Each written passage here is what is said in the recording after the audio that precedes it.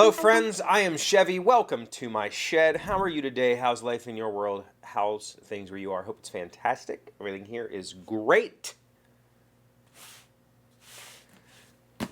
Two videos in the not too distant past. One yesterday and one a couple of days ago or last week or something. I totally intended to film insert shots so that you could have some context about what the hell I'm talking about. I realize that right now you guys are on the other side of the shot. You're about 6 feet away from me on a tripod. And when I hold up something like this little tack hammer, or this little, you can't see what I'm talking about. Like it's not. And so I totally yesterday meant to show this up close, show what I'm talking about with driving tech. And I completely, by the time I stopped talking and turned the camera off, I completely forgot. I didn't remember until the video was already uploaded. And it was like, oh, I'd already done all the work.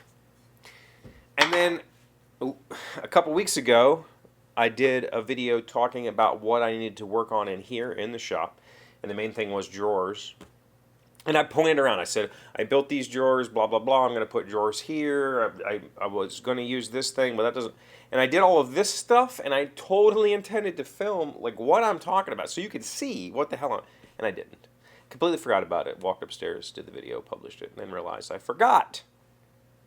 And that seems to be the way of doing things. On this show, or this thing that we've been doing for 6.5 years now, I have tried really hard to make it as authentic as possible. And that's why there are no edits. That's why there are no cuts. Because if I allow myself to edit myself, I feel like, one, the conversation won't be natural. And two,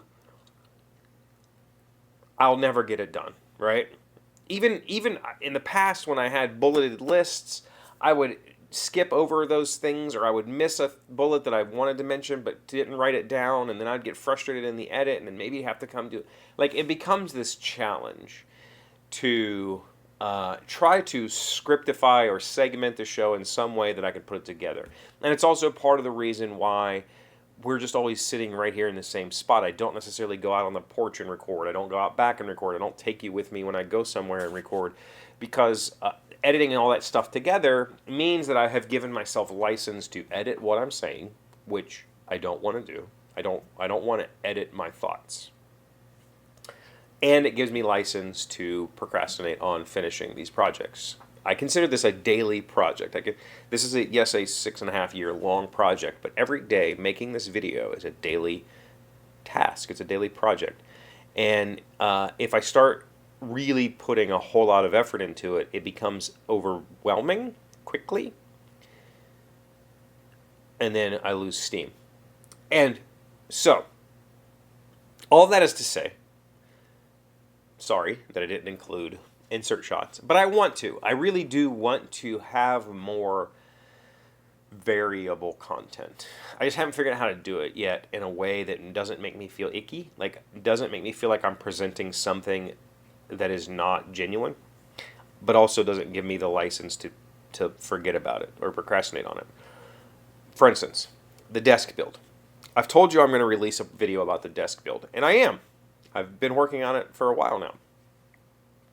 Not the video you're expecting to be at all. And in fact, for that video, I wrote a script. I had a friend edit it. I re-edited it. I recorded voiceover, all that stuff. And I've been slowly piecing it together, finding the footage to fit what I'm talking about, piecing all of that together. And I hate it. I hate the voiceover because I'm reading some text, and it comes across as I'm just reading some text. I'm not an actor. I've never claimed to be an actor. Part of the reason I don't script this show is because I have a much easier time speaking naturally. Highs and lows, inflections. I can add all that while I'm talking naturally to you. But reading, apparently I'm incapable of doing it. So I've recorded this voiceover 3 or 4 times now. I'm just at this point, I'm editing to what I have because I like the pace of the current voiceover. I like what I say in the current script. So I'm just going to edit to the current voiceover, and then I'm going to attempt to re-record it in a way that's more natural. I just haven't figured out what that is. It's so difficult. I don't know how to act naturally reading lines. I've never had training on that. And I've said before that one of the things I'm most proud of from this show, or one of the skills I've learned the most, is public speaking. I've learned how to really speak well, and people compliment my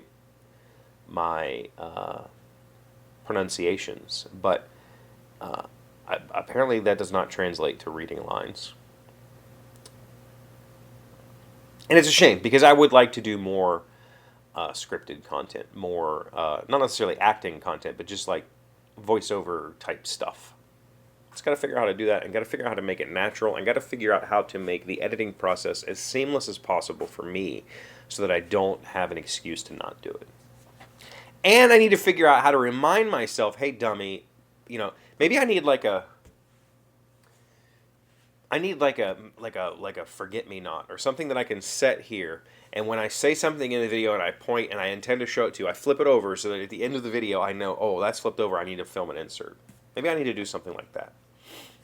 I might actually do literally that.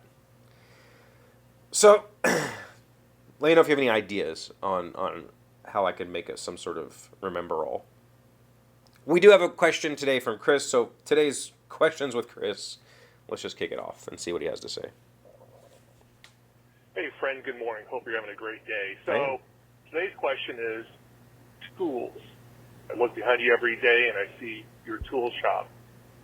Earlier this week, I was approached by a potential new client, Best Tools, out of Germany. I'd never heard of them. My question is, do superior tools create superior work? Best Tool, for example, sells a circular saw that starts out at $599. I own a circular saw that cost me $49. I'm pretty sure it does the same damn job. What's your thought? Do tools make the man? Until next time. So, I think a lot of you know my stance on tools, and not this Chris, other Chris will definitely have something to say. Festool is a German brand that makes very high quality professional level tools. I have no need for that in my shop. Does a Festool circular saw create a better cut? No, absolutely not. The blade is way more important to your cut quality than the saw you're using to do the cutting. My Ryobi battery-powered thing can cut just as well as a Festool saw, as long as I've got a good blade, the same blade. The difference is the features, the reliability of those features. For instance, this saw has a little screw set to set 45 as well as 90 degree, and it's pretty garbage. It's really easy to get that saw out of square. But if I take my time and I set it up properly and I check it every time I use it, the saw is in square. Whereas the Festool has a very positive locking system that stays once it's set. Those sorts of things are the reasons why you're paying extra money. Is it going to create a better finished product? No. I could argue that my handsaw can create just as good of a cut as that $500 saw, and it can. But not as quickly, not as efficiently, not as easily as the expensive tool. I think that there is room for expensive tools in this world. For instance, I have a set of Ryobi hand tools that I have used for over a decade now. And they've lasted and lasted and lasted. Prior to this particular drill, or no, it was the driver. Prior to buying this Ryobi driver, I had a $20 driver from my local hardware store that I used to build the fence out back. With the battery on it, I dropped it one time, the handle snapped.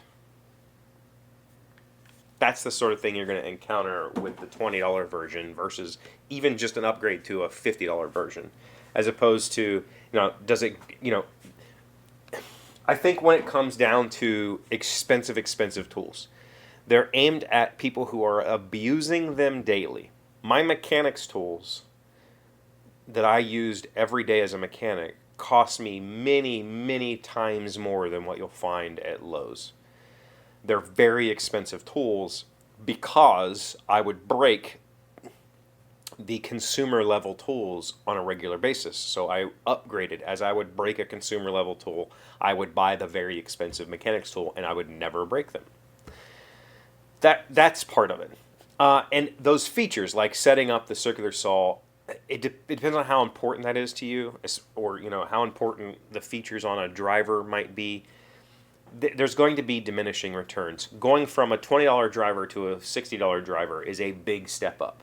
Going from a $60 driver to a $300 driver is not honestly that big of a step. It's probably not worth the extra $240 unless you're using it every single day. So I have a very different view on that. I say buy what you can afford, and if in the moment that means you buy a $20 Harbor Freight buffer because you're not positive you're ever going to use it, do that. Don't buy the $300 one from Festool hoping that you'll use it and hoping that you will see a return on that. Because chances are, if you don't know what the value of the tool, if you don't know why the tool costs as much as it does, you don't need it. Like, it's just that simple. That money is never going to be a value. It's going to be more valuable to you used elsewhere because you're not at a professional level that needs that sort of thing. That's my take. I've always told people start cheap. Like,